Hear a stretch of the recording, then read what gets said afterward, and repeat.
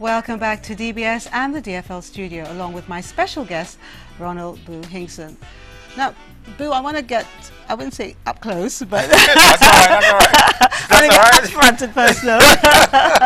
So let's start from the beginning, because I think that a lot of the times people make assumptions. They say, oh, they just know, well, this is Boo, he's from St Lucia. But whereabout in St Lucia were you born and raised? I was born and raised in Castries. I do remember as a kid living in what we call the back of I. And then subsequent to that, I lived on High Street. And then we lived on Brogley Street. And then we lived in Rockhall. And then from Rockhall, I lived, my gosh, where again? I sound like a nomad. From Rockhall, I lived in the north. And then I'm in the north up to now. I'm still in the north. Okay, right. Now, tell us a bit about your family. Siblings? Oh, I come from a fairly large family. Eden, my eldest brother, who's passed on. There's Hyacinth, my sister. There's Winston, my brother. There's Sydney. There's Hewitt. There's Chester. There's John in Washington. There's Trevor. There's Cynthia. So I come from a very large family. I know three of them. A very closely knit family. I know three of them, because I know Cynthia, but I haven't seen her in years, because we worked together at Radio St Lucia way back. Remember when Cynthia was at Radio St Lucia? That was in the days of when Jake's first started. Oh, probably so. Way back. A long time That's my ago. sister. She's now an attorney. God, please tell hello for me. I will. And of course, I know Winston, because he was at Radio St Lucia. Right. And Chester, of course. At the bank. Oh yeah, but yeah. I know Chester, but not bank details and bank things, but who doesn't know Chester? Yeah, you're right. So the ones who I know are really lovely. So family. I come from a pretty large family and very closely knit family. And what was it like growing up with such a large family? Were both your parents present in your life? No, I never grew up with my dad. I don't recall my dad being in the house at all. But my mother was mother and father. And my mother was very strict. She was my mother was like a soldier, man, But I do know that there was a lot of music in the house because my mother played guitar and my dad was part of the West Indian Regiment and played the clarinet in the band. And because of that, there was music in the house that influenced my musicianship today, because my dad brought home music that the average kid here would not have grown up listening to. And that's because of his interaction with the whole military thing. So I heard Duke Ellington and Count Basie and Ella Fitzgerald and Louis Armstrong. I heard that. As a kid here on this island, I heard Jim Reeves. Most of us heard Jim Reeves. Jim Reeves. Well, I can't say that I was into Chris Jim Christopherson. Reeves. Oh God. Chris Christopherson, but I can't say I was into Jim Reeves. Okay. Oh, George Benson, but he wasn't that old. No, George. You would have listened to that, obviously, yeah. Okay. But George Benson came from a more recent era. Yeah. Another great guy. Great guy. Good, yeah. Okay. Now, your love for music, when did that start? Because I know that your mom used to. My mom taught me to play guitar. Yes. Okay. My love for music started as a kid. When I came from a very humble family, and when there was no money to buy me an instrument, I would just get bottles and fill them with water. And if you took like a vermouth bottle or a Mangay bottle, depending on the amount of water you put in it, you get a particular note. So I'd fill these bottles up and make a scale, and then play them. And then eventually my brother Winston got a guitar. Somebody sent him a guitar, and I started to fiddle with it, and here I am today. Wow. But when did you actually feel that, this is my calling, this is where I want to be, this is my career, this is not just, fun and a hobby? Well, I think that started when I was going to the Anglican school, primary school. I was determined to become a professional musician. But luckily for me, my mother encouraged me. And so when people were saying to her, Hinkson, you letting the boy just play guitar all the time.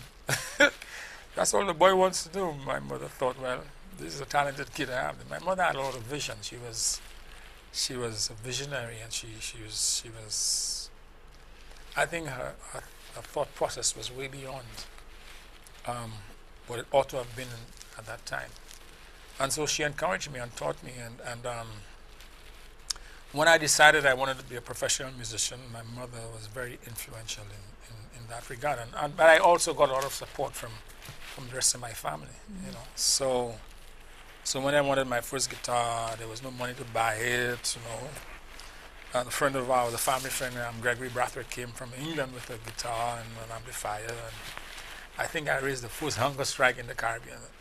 And I just stopped eating because I wanted a guitar so badly, man. Everybody got sorry for Boo when they put money together, got me a guitar. You know.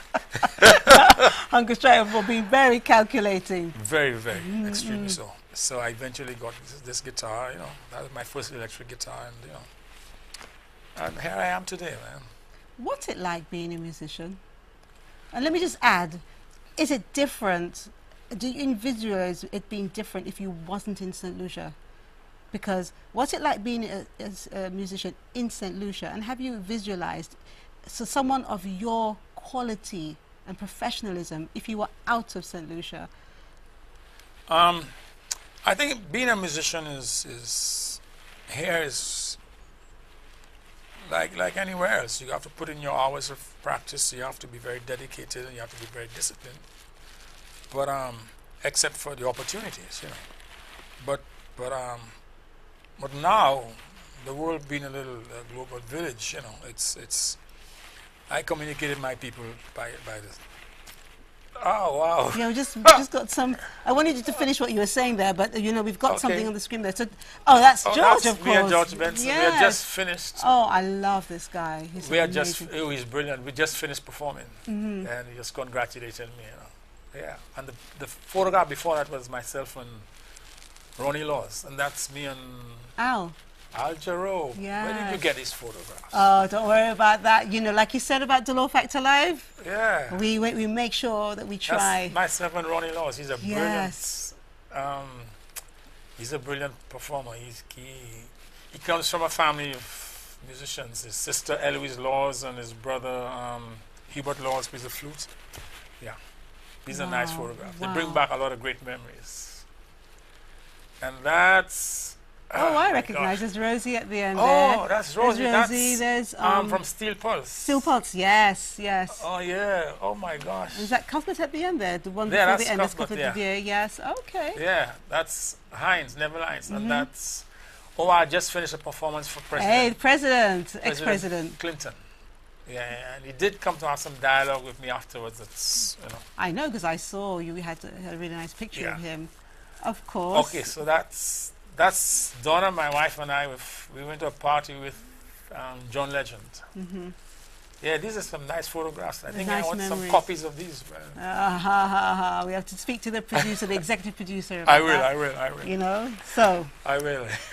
Great. It's nice for you to share some of those. But you know what I wanted, Bill? I wanted to see you in those little short pants. Where are the pictures of you in the short pants? My legs don't qualify to be on television. You know that we wanted to see you back in the days. You know, your little short pants and your. I think I have to source some of these photographs because quite a number of people ask me for that. So I have to find some somewhere. These are great memories, you know. I know they are, but you know what?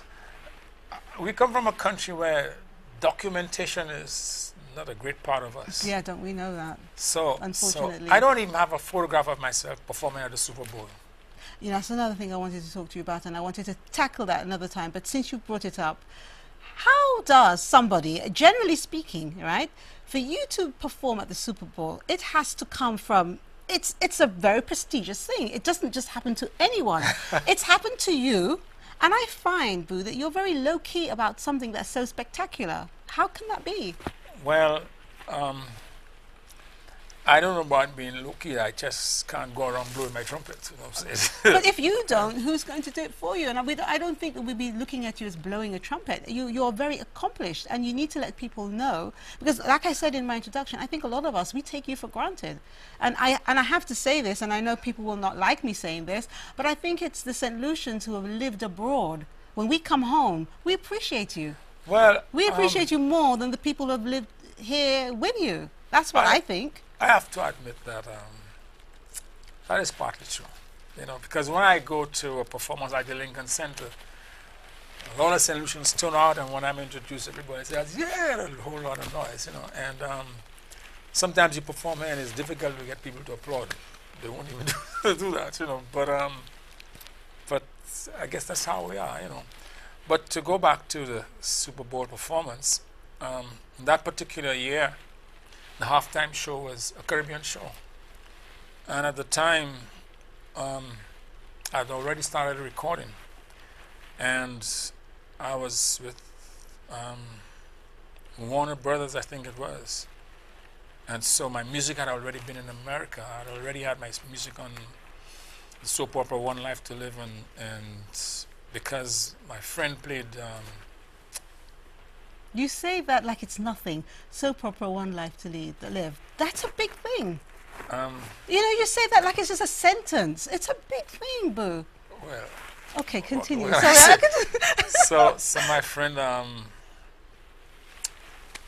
made all these connections, and a lot of things happened. So my music was known in America, and so they needed some Caribbean performance for the halftime show, and and the tourist board was contacted to contact me. That's wonderful. And so I got to the Super Bowl. Wow. And I did part of the halftime show. That must have been awesome.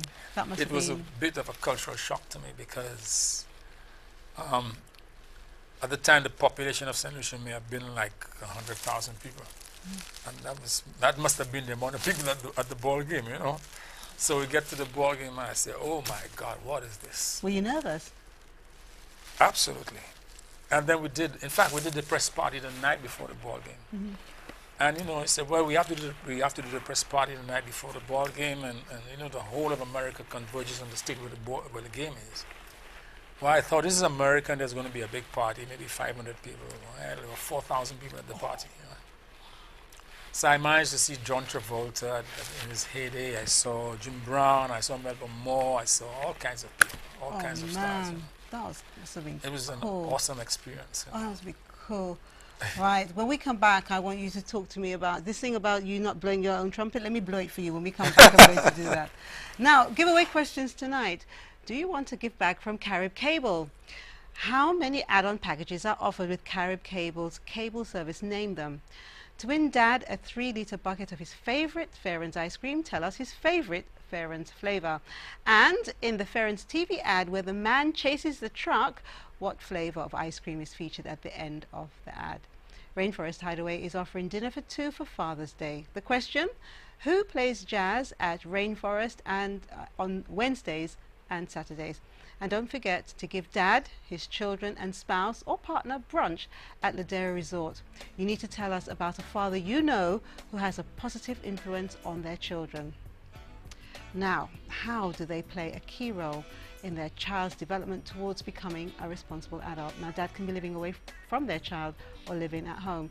Send your Ladera entry to giveaways at dolorfactorlive.com by this coming Monday, which is the 10th of June, midday. The questions are on dolorfactorlive.com and Facebook, Dolor Factor Live TV show. When we come back, we're going to be a little bit more, talking less about the music, but talking more, in Boo's opinion, what does it take to be a man of merit and more? So stay with us on DFL on DBS. We'll be back soon.